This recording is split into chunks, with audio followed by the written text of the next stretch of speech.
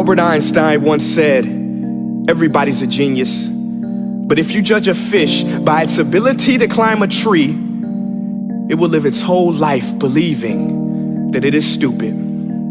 Ladies and gentlemen of the jury, today on trial we have modern day schooling. Glad you could come. Not only does he make fish climb trees, but also makes them climb down and do a 10-mile run. Tell me, school, are you proud of the things you've done? Turning millions of people into robots, do you find that fun? Do you realize how many kids relate to that fish? Swimming upstream in class, never finding their gifts, thinking they are stupid, believing they are useless? Well, the time has come, no more excuses. I call school to the stand and accuse him of killing creativity, individuality, and being intellectually abusive. He's an ancient institution that has outlived his usage. So, Your Honor, this concludes my opening statement, and if I may present the evidence of my case, I will prove it. Proceed. Exhibit A. Here's a modern day phone. Recognize it? Here's a phone from 150 years ago. Big difference, right? Stay with me. Here's a car from today, and here's a car from 150 years ago.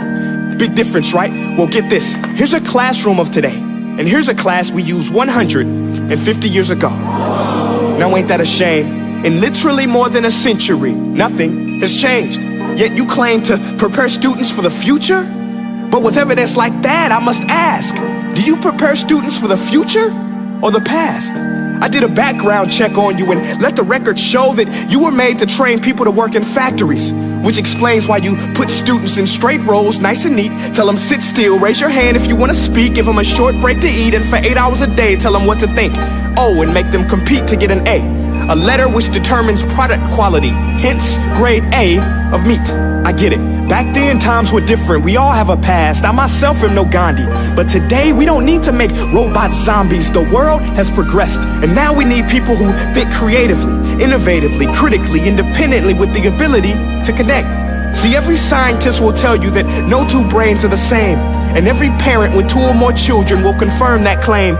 So please explain why you treat students like cookie cutter frames or snapback hats, giving them this one-size-fits-all crap. Watch your language. Sorry, Your Honor, but if a doctor prescribed the exact same medicine to all of his patients, the results will be tragic. So many people would get sick, yet when it comes to school, this is exactly what happens. This educational malpractice, where one teacher stands in front of 20 kids, each one having different strengths, different needs, different gifts, different dreams, and you teach the same thing the same way?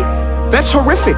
Ladies and gentlemen, the defendant should not be acquitted. This may be one of the worst criminal offenses ever to be committed.